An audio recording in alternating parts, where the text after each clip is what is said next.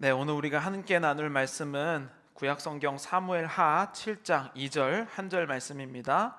구약성경 사무엘하 7장 2절입니다. 네, 다 찾으신 줄로 믿고 우리 한 절 다 한 목소리로 읽도록 하겠습니다. 시작. 왕이 선지자 나단에게 이르되 볼지어다 나는 백향목 궁에 살거늘 하나님의 궤는 휘장 가운데에 있도다. 아멘. 네. 오늘 사무엘하 7장 2절인데요. 원래 본문 전체는요 사무엘하 6장, 7장 요 다 다루는 우리 주일날에 우리 차세대 아이들이 다루게 되는 가스펠 프로젝트 사무엘하 6장, 7장의 이 본문을 가지고 함께 말씀을 나누려고 합니다. 사진을 하나 보여주시죠. 네, 굉장히 유명한 말이죠. 여러분 아시죠? I'm still hungry. 네. 히딩크가 언제 한 말인지 혹시 기억나시나요? 언제 이 말을 했을까요? 네, 우리나라가 최초로 16강 올라가고 난 다음에 그렇게 2002년에 얘기한 말입니다. 또 유명한 말이 있죠. 두 번째 사진 보여주시죠. 이분이 누군지 아시죠? 네, 애플의 스티브 잡스라는 사람인데요. 스탠포드 졸업생 연설에서 이 얘기를 마지막 했죠. Stay hungry, stay foolish 이런 얘기를 했습니다. 근데 사실 이 말, Stay hungry, stay foolish라는 이 말은 스티브 잡스의 말이 아니에요. 스티브 잡스도 어떤 글을 읽고 영향받은 말입니다. 그게 뭐였냐면 1968년에부터 시작된 한국말로는 지구백과라는 이런 잡지가 있었어요. 근데 그 잡지가 얼마나 이런 괴짜들이나 아니면 그 당시에 미국의 주류 사회에 이 질문을 던지는 또 과학적인 질문들, 철학적인 질문을 던지는 잡지였는데 아마 이 스티브 잡스라는 사람이 이 잡지를 보고 굉장히 많은 영향력을 받았던 것 같아요. 거기 이 지구백과라는 이 잡지에서 이 PC라고 하는 퍼스널 컴퓨터라는 단어를 여기서 처음 쓰고 수많은 또 해커들도 그 잡지를 보면서 또 영향력을 받았다고 합니다. 그리고 오늘날 우리가 알고 있는 오픈 소스, 그러니까 인터넷이라든지 아니면 이 컴퓨터의 이 모든 이 조건들을 오픈 소스로 내어놓는 거, 이런 모든 것들도 다 지구백과라는 이 잡지를 통해서 우리들에게 알려진 것이에요. 그런데 이 지구백과가 이제 시대의 변화를 맞으면서 마지막으로 잡지를 마무리하게 됩니다. 그러면서 그 잡지 폐간호 마지막 뒤에 이 사진이 실리게 됩니다. 그게 바로 이 용어였어요. Stay hungry, stay foolish. 도대체 이게 무슨 말일까요? 둘 다 hungry라는 단어를 사용합니다. 제가 여러분들에게 이제 여쭤보면요, 여기서 말하는 hungry가 배고프달까요? 네. 정상적인 생각을 하시는 분이라면 I'm still hungry가 히딩크가 16강 올라가서 너무 힘들어서 배가 고프다 이런 얘기는 아닐 거라고 생각하고, 스티브 잡스도 stay hungry라고 하는 게 맨날 굶은 채로 있어라 라고 하는 말이 아니라는 것을 우리가 다 깨닫죠. hungry라고 할 때 사실 오늘 이 설교 제목이 little hunger에서 great hunger로 이렇게 바뀌라라는 말인데, 이 맥락이 거의 비슷한 맥락입니다. 그래서 이 리틀 헝거와 그레이트 헝거라는 이 내용이 어디서 왔냐면, 제가 어떤 글 하나를 발췌했습니다. 부시맨의 존재를 최초로 알린 남아프리카 공화국의 작가 로렌스 경의 글 중에 하나가 있다. 칼리하리 사막의 부시맨들은 두 명의 굶주린 자에 대해 이야기한다. 그레이트 헝거와 리틀 헝거다. 리틀 헝거는 배를 채울 음식을 원하지만 모든 배고픈 자들의 으뜸인 그레이트 헝거는 의미에 굶주려 있다. 궁극적으로 인간을 깊고 극심한 고통에 빠뜨리는 것이 하나 있는데 바로 그들에게 의미 없는 인생을 맡기는 것이다. 무슨 뜻인지 아시겠죠? 우리가 진짜 배고프다라는 것은 리틀 헝거예요. 그래서 리틀 헝거는요, 환경을 굉장히 중요하게 생각하죠. 리틀 헝거의 마음으로 신앙생활 하시는 분들이 있으세요. 그러나 우리의 신앙이 성장하게 되면 그레이트 헝거의 마음이 돼요. 더 이상 나에게 복 주세요 라는 그 복이 물질적인 것을 넘어서는 하나님의 의미에 대해서 궁금해진다라는 것이에요. 여러분들은 신앙생활을 할 때 하나님 저에게 아직도 배가 고픕니다. 아직도 옷이 더 필요합니다. 아직도 우리 집이 더 잘 되길 원합니다 라고 원하는 리틀한 것인가요? 아니면 하나님 제가 하나님의 뜻이 너무 궁금합니다. 하나님의 뜻을 모르니 인생의 목적도 모르겠고 힘도 없고 그냥 그렇게 밀려서 살아갑니다 라고 생각하는 이 그레이트 헝거인가요? 신앙생활은요 점점 우리가 성장하게 돼 있는데 처음에는 리틀 헝거로 들어옵니다. 그러나 우리의 영에 하나님께서 말씀을 주시고 또 모든 이것을 주시면 우리의 마음에 생명이 자라나서 의미를 주장하는 그레이트 헝거로 바뀌기를 시작해요. 오늘 사무엘하 6장 그리고 7장에 보면 다윗이 굉장히 멋진 말을 하는 부분이 나와요. 그게 바로 오늘 본문 저희가 주제 문구로 삼은 바로 이 단어죠.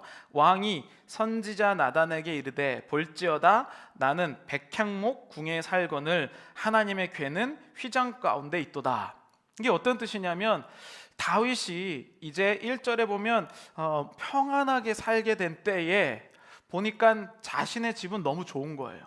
하나님께서 리틀 헝거를 이제 하나님께서 다 채워주신 거예요.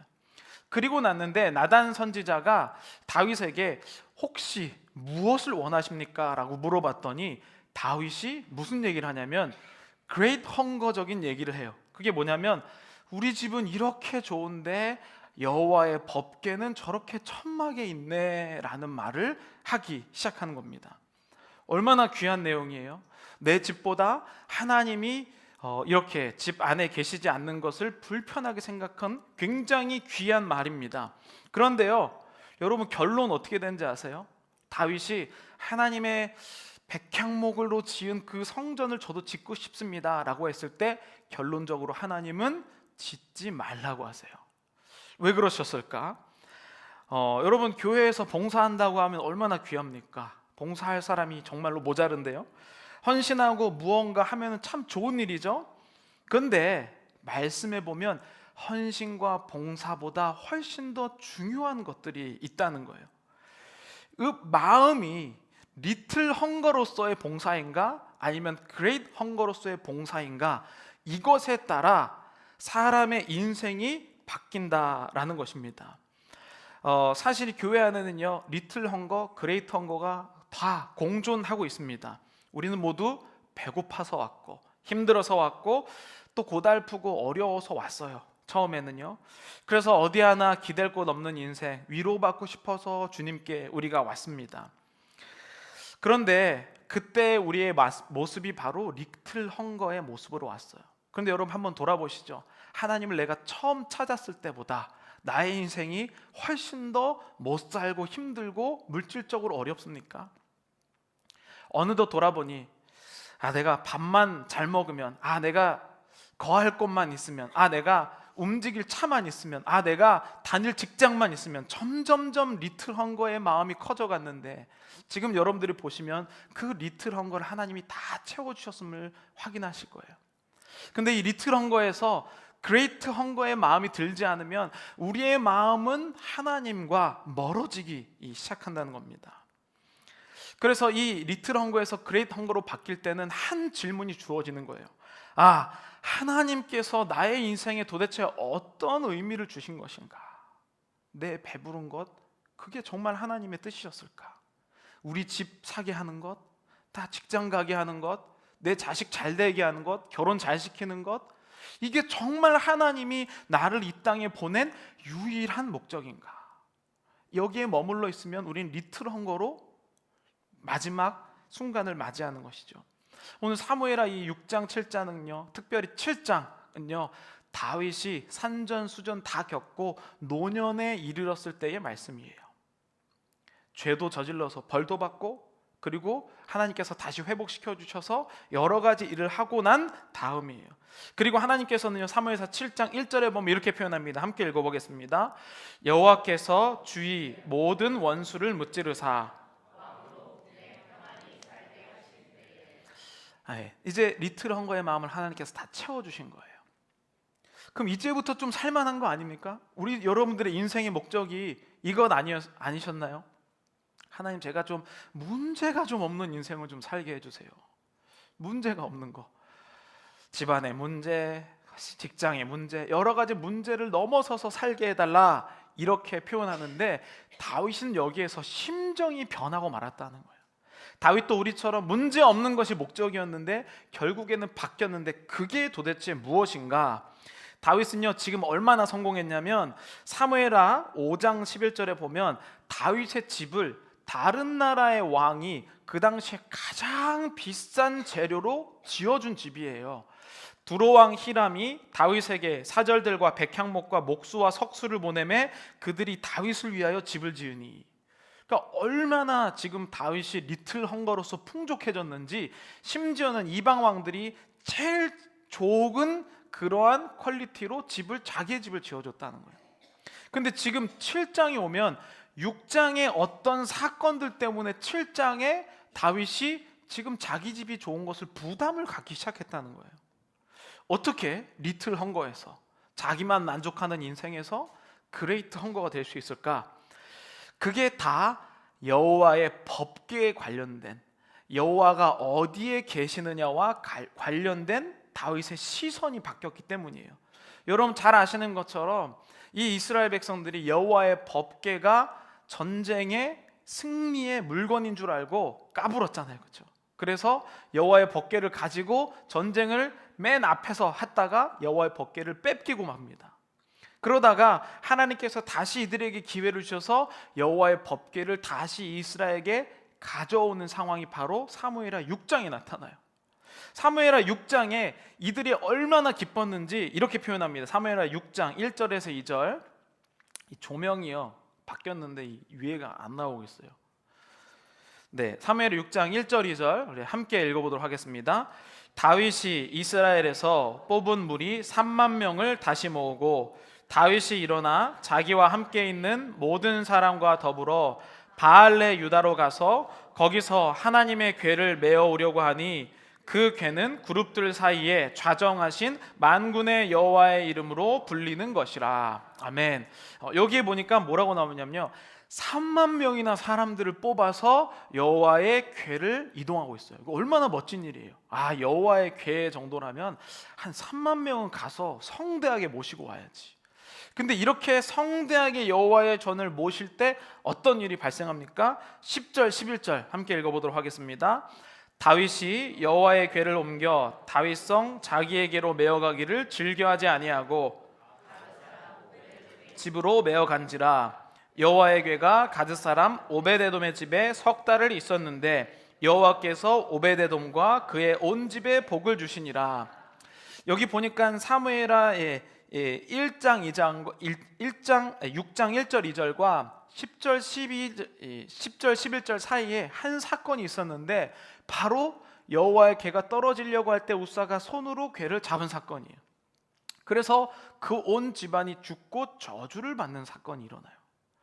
이 사건을 통해서 다윗은 이 궤가 자신의 다윗성 예루살렘으로 들어온 것을 두려워하기 시작했어요. 여호와의 여호와의 법궤가 들어오는 것 복이다, 축복이다, 리틀 헝거로서 얼마나 중요하다고 생각했는데 이 여호와의 궤를 잘못 잡은 우사를 보면서 두려워하기 시작한 거야. 여호와를 섬긴다는 게 뭔가? 복 받는다는 게 도대체 무슨 의미인 것인가? 그래서 자기의 다윗성이라고 불리는 예루살렘으로 들어오지 아니하고 좀 보류하면서 오벳에돔의 집으로 이 궤를 옮겼단 말이에요. 그런데 이 오벳에돔의 집에서 불과 3달밖에 안 있었는데 거기에서 하나님이 축복하시는 모습을 봅니다. 그리고 다윗이 여호와의 궤가 이 어떻게 영향력을 미치는지에 대해서 도전을 받고 생각이 점점 바뀌기 시작해요. 그러면서 다윗이 이제 첫 번째는 3만 명, 그러니까 물량, 리틀 헝거의 마음으로 물량이고 사람에게 보이기 위한 것이고 이렇게 성대하게 교회를 지으면 엄청 크게 짓고 이것으로 하나님을 모시는 줄 알았는데 하나님은 의미가 있으신 분이라는 걸 깨달은 거예요. 내가 물질복 받으면 하나님의 축복을 받은 줄 알았는데 하나님의 의미를 모르고 하나님의 뜻을 모르면 불행한 자구나. 하나님의 법궤조차 움직일 수 없는 연약한 자구나 라는 것을 다윗이 깨달아요. 그리고 오베데돔이 그 궤를 모시는 모습을 보면서 도대체 무엇인가 라고 고민을 하고 두 번째 이제 옮기면서 이런 일을 하게 됩니다. 사무엘하 6장 12절부터 15절 우리 함께 읽겠습니다.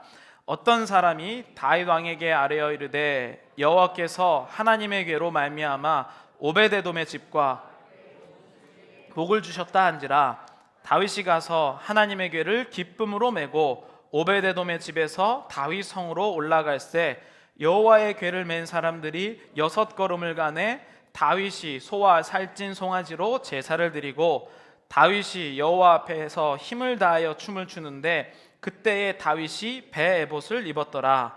다윗과 온 이스라엘 족속이 즐거이 환호하며 나팔을 불고 여호와의 궤를 메어오니라. 아멘. 여기 보면 뭐가 달라졌냐면 일단 3만 명이 아니에요. 그리고 누가 여호와의 궤를 메어오냐면 역대상 15장, 이 평행 본문에 있는 역대상 15장에 보면 모세가 여호와의 말씀을 따라 명령한 대로 레위 자손이 채에 하나님의 궤를 꿰어 어깨에 매니라. 다윗이 레위 사람의 어른들에게 명령하여 그의 형제들을 노래하는 자들로 세우고 비파와 수금과 재금 등의 악기를 울려서 즐거운 소리를 크게 내라 하며. 그러니까 지금 원래는 3만 명이라는 막 이 리틀 헝거의 마음으로 막 물량으로 이게 하나님의 복인 줄 알았는데 다윗이 하나님의 뜻이 궁금한 거예요. 여호와의 궤를 움직이는 것 자체가 나한테 영광이 아니구나. 하나님이 이 궤를 통하여서 무슨 얘기를 하시는지가 궁금해야 되는구나 라고 하는데 특별한 게 나오죠. 그런데 이 여호와의 궤를 메고 움직인다는 것은 목적이 어딘가를 간다는 거잖아요. 근데 다윗이 어떻게 했냐면 궤를 맨 사람들이 6걸음을 가매 다윗이 소와 살찐 송아지로 제사를 드려요. 지금 궤를 메고 가는 게 중요한 게 아니라 6걸음을 걸은 것 자체가 다윗에게는 엄청나게 기쁜 소식이었다는 거예요. 왜 기뻤을까요? 하나님이 옮기라는 뜻을 알았기 때문이에요. 의미를 알았기 때문이에요.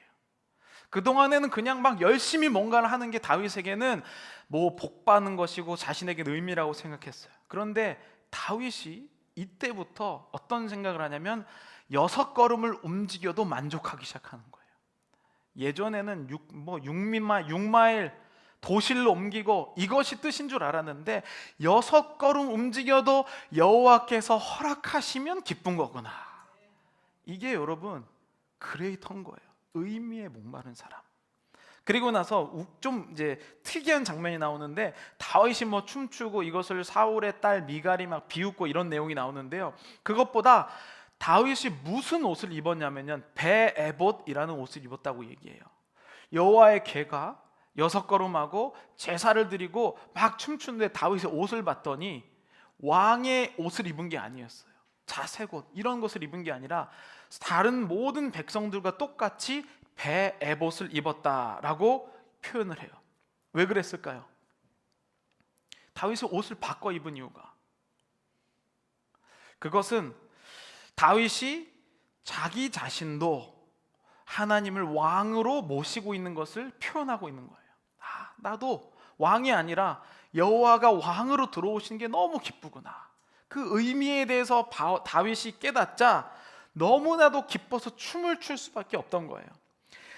그동안에는요, 법궤가 오면 성공한다 이 마음을 가지고 있었는데 법궤를 옮기는 것 자체가 다윗에게 의미가 되었다라는 것이에요.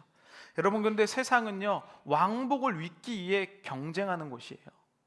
얼마나 더 화려한 옷을 입는가, 이 정도 일했으면 이 정도 집에서는 살아야지, 차는 이 정도는 타야지, 옷이라면 이 정도는 입어야지, 사회적으로 이 정도는 인정받아야지.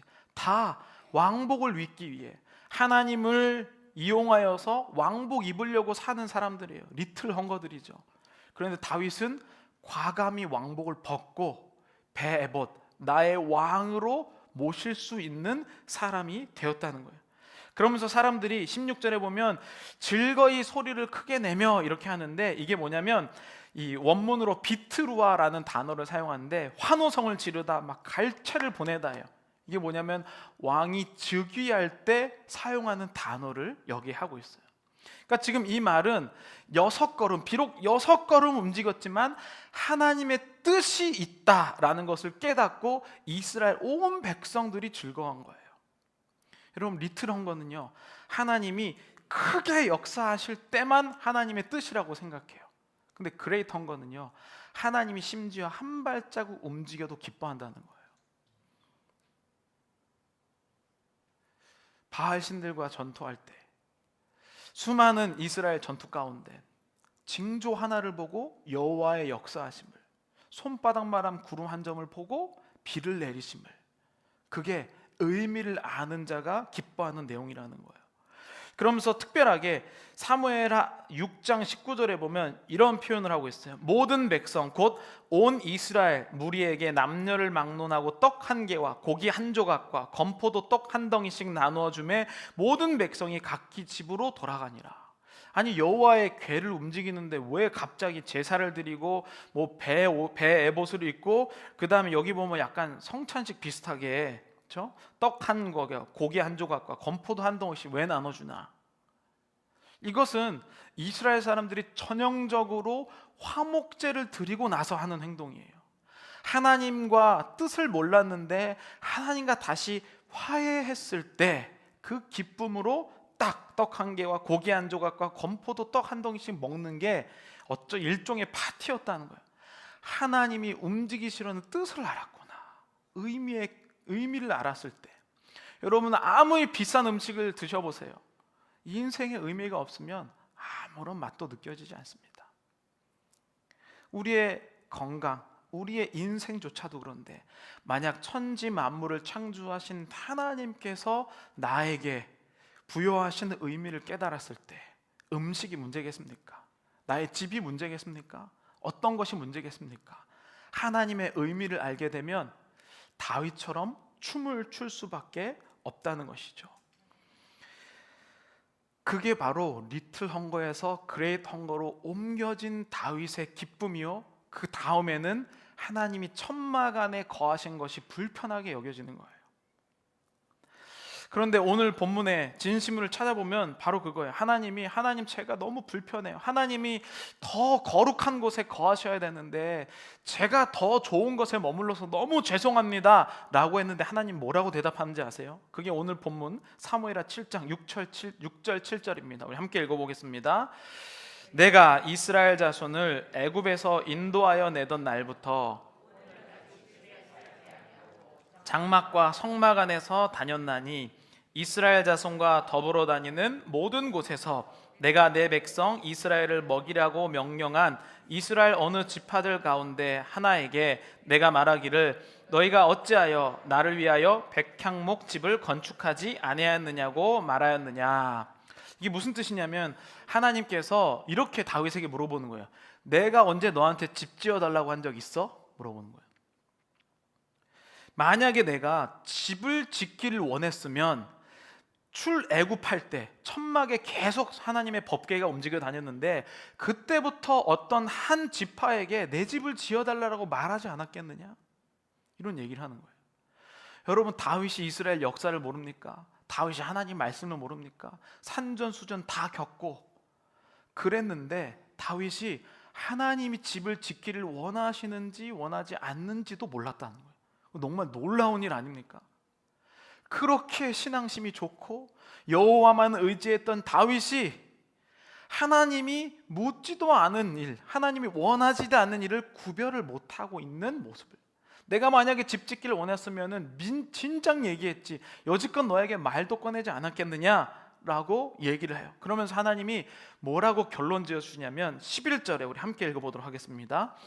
전에 내가 사사에게 명령하여 내 백성 이스라엘을 다스리던 때와 같이 아니하게 하고 너를 모든 원수에게서 벗어나 편히 쉬게 하리라. 여호와가 또 내게 이르노니 여호와가 너를 위하여 집을 짓고. 반대로 하나님 뭐라고 얘기하시냐면요, 너의 마음이 너무 귀하다는 거예요. 여호와를 위해 내가 주님보다 더 귀한 이 백향목 이 집에 있는 것이 너무 주님께 죄송합니다, 내가 주님을 위해서 집을 지어드리고 싶습니다라는 그 마음 자체를 주님께서 받으시고 내가 너를 위하여 집을 지어주시겠다라고 하나님께서 말씀하셨다는 거예요. 그게 하나님이 우리를 향한 사랑이에요. 여러분, 우리는요 걱정해요. 내가 리틀 헝거로서 걱정해요. 하나님 이것 좀 주세요. 왜 이거 안 주십니까? 저 이거 안 주면 삐져요. 막 이렇게 얘기하고, 저는 이거 며칠까지 이거 안 되면 저 앞으로 신앙생활 열심히 안 할지도 몰라요. 막 이런 얘기도 하고요. 그렇죠? 리틀 헝거로서 그렇게 살아가죠. 그렇죠? 근데 여러분, 그레이트 헝거의 마음을 가지잖아요. 주님께 못 해드린 것이 죄송한 마음을 가지면서 살아요. 근데 여러분, 리틀 헝거의 마음을 가지면요, 내가 주님께 뭔가 드리면 뺏길 것 같아요. 그게 리틀 헝거예요. 내가 주님께 헌신하면 그 시간만큼 내가 돈도 덜 못 벌고 다 뺏기고. 그런데 여러분, 다윗이 그레이트 헝거의 마음을 들었잖아요.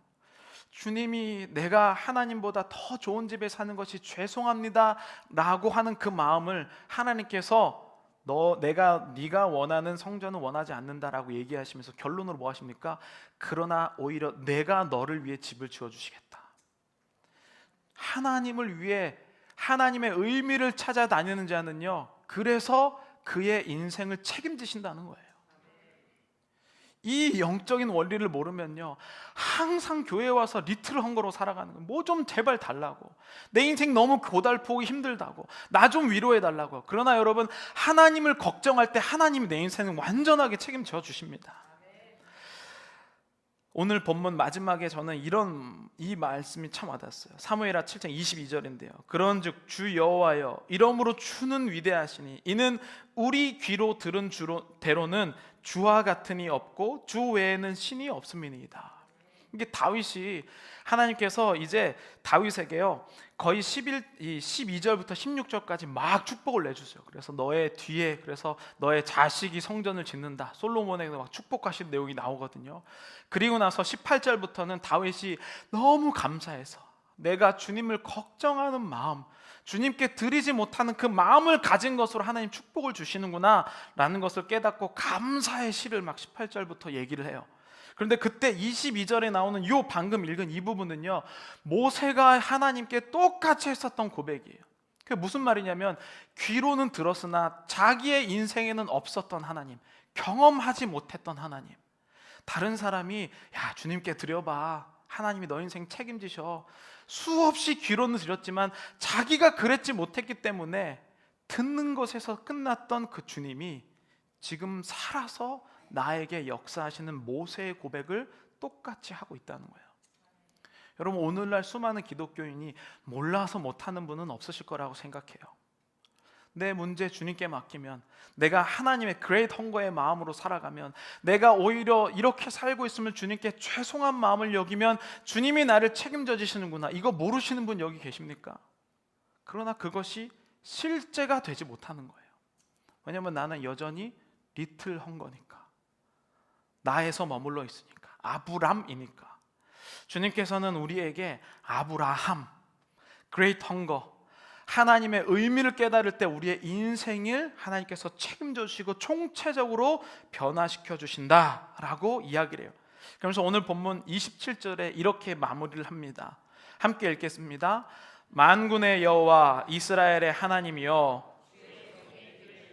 이르시기를 내가 너를 위하여 집을 세우리라 하셨으므로 주의 종이 이 기도로 주께 간구할 마 생겼나이다. 아멘.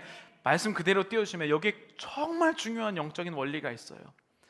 여기에 보면 이렇게 기도해요. 첫 번째는요, 주의 종의 귀를 열어달라 그래요. 이건 무슨 말이냐면요, 직역하면 귀를 열어놓았다는 뜻인데, 어떤 사람은 이 귀까지 덮는 모자를 쓴 거를 이게 팍 벗겨버린다는 뜻을 여기서는 원어로는 의미하고 있어요. 그러니까 우리는 하나님께 오면, 리틀 헝거는 주님께 오면 귀 닫고 오는 사람이라는 뜻이에요. 리틀 헝거는요, 귀 닫고 기도하는 거예요. 내가 원하는 것만. 그런데 이 다윗이 리틀 헝거에서 그레이트 헝거로 옮기니까 뭐냐면, 귀를 열어달라고, 하나님께 말씀이 이해가 가게 해달라고, 저 영적인 것이 나에게 실제가 돼가달라고 기도하는 입술이 열리기 시작하는 거예요. 그리고 그 귀 입술이 열리니까 어떤 일이냐면, 내가 너의 인생을 채우리라, 내가 너를 위해 집을 세우리라는 게 들리기 시작한다는 거예요. 여러분, 우리가 딱 요 사이에 지금 멈춰 있을 겁니다. 리틀 헝거로서 주님 좀 주세요, 회복시켜 주세요, 알려주세요, 보여주세요. 근데 귀가 안 열리니까 자꾸 나만, 리틀 헝거의 마음만 드리는 거예요. 근데 여러분, 귀가 열리고 하나님께서 너의 인생을 책임지겠다라고 하면요, 여기 마지막 세 번째 원리죠. 주의 종이 이 기도로 주께 간구할 마음이 생겼나이다. 기도의 내용이 바뀌는 거예요. 기도의 내용이. 그래서 리틀 헝거와 그레이트 헝거는요, 기도 내용을 들어보면 완전히 다릅니다. 완전히 달라요. 저는 오늘 여러분들이 내가 만약에 리틀 헝거였다면 그레이트 헝거로 옮기시기를 바랍니다. 겁나서 못하고 내 인생 두려워서 못하지만 하나님은요, 반드시 하나님을 걱정하는 것만으로도 이미 하나님께서는 너를 집을 지어주시겠다고 약속하셨기 때문이에요.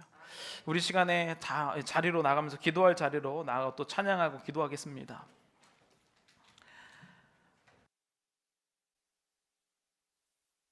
준비하면서 이런 생각이 들었어요.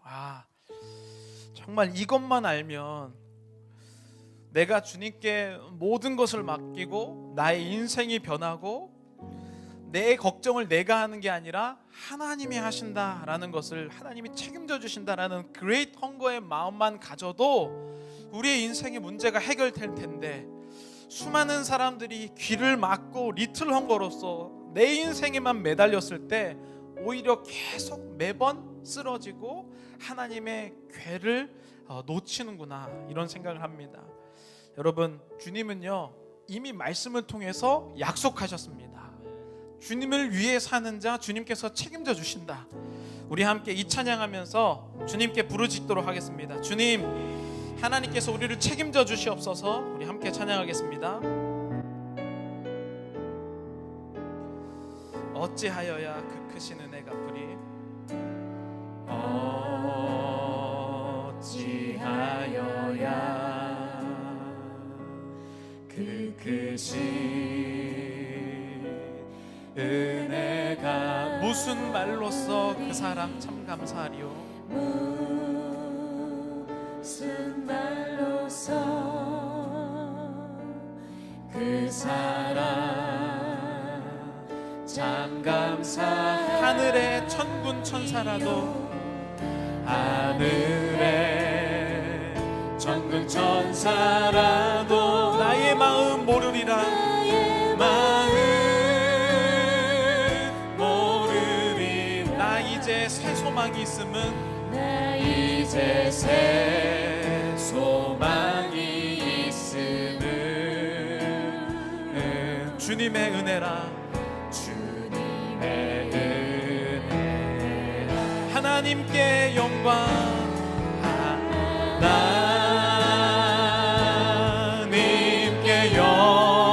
하나님께 영광, 하나님께 영광,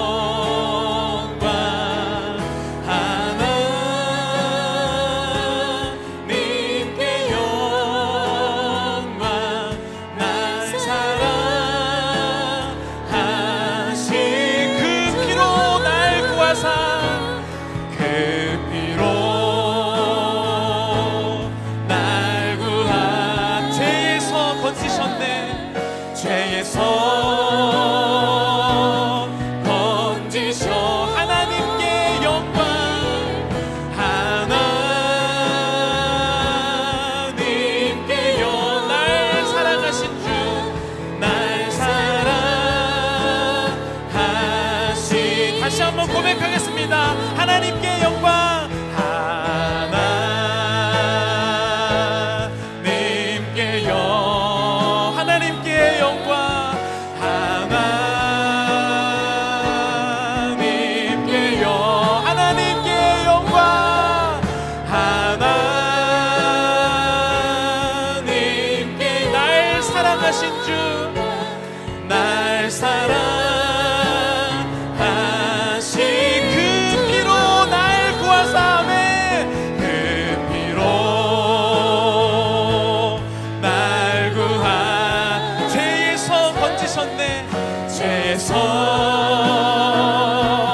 건지 하나님께 영광